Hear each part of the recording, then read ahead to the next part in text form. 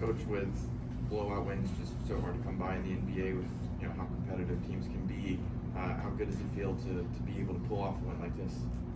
Yeah, I think the biggest thing, is you want to play well, and you never know what is going to happen. And when I say that, you want to do the things that, kind of fundamentally that are your identity as a team.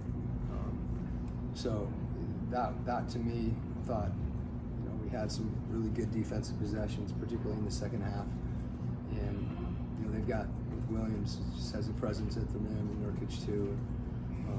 We were looking for each other and playing with the pass, so that part of it I like to see. The big identity of your team is obviously Trae Young, and he gets those 3 early fouls. How were you able to kind of set him up to play through that, and obviously as well as he ended up playing? Yeah, I thought the way that he played, as much as the result was a big deal, and picking up he's a vet.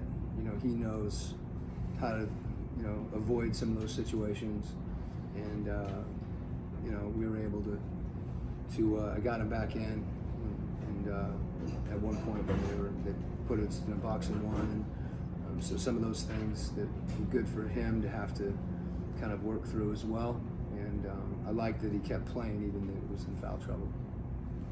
Coach, back-to-back nights for Onyeka in terms of 3 steals. I mean, what have you seen as far as his continued growth defensively and just activity on that end? Yeah, I think he's really getting a feel for, being smart about trying to make a play.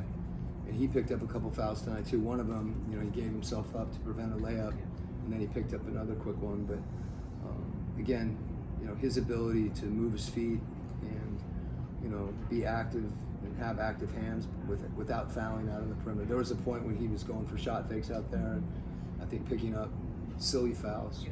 And he's done a much better job of being disciplined. And so when you're disciplined and make some plays, he's probably been talking to Dyson. Anyone else? Yeah, Coach. Yeah. What is missing to Zach to have more responsibility and more minutes, especially in the last quarter? Because sometimes he doesn't play in the last quarter. No, I mean that's not uncommon when you have a deep rotation. We've got a lot of good wings, and there's also games when he has. So I as I've said, I would answer the question the same way if Zach didn't start, and there was questions about why isn't he starting. I think the biggest thing for Zach is to embrace the minutes that he's in the game, and he's done that. He played a pretty good game tonight. So it's his development is going to be fun to watch. And again, I think a lot of it's not just his talent, but it's his approach and his mentality. And if he continues to do that, he's just can continue to get better. And they say a lot of times people refer to like a ceiling, and Zach's someone that we feel like has a high ceiling. And as I mentioned before, that's related to his competitiveness, his passion, and his hard work. And I'm going to keep saying this as you guys keep asking me these questions. I'm going to get a sign that says Zach's tough, Zach competes, Zach loves to play, and Zach loves to work. And tonight he shows his capacity to switch between the first half, which is not good, and the second half, which is great.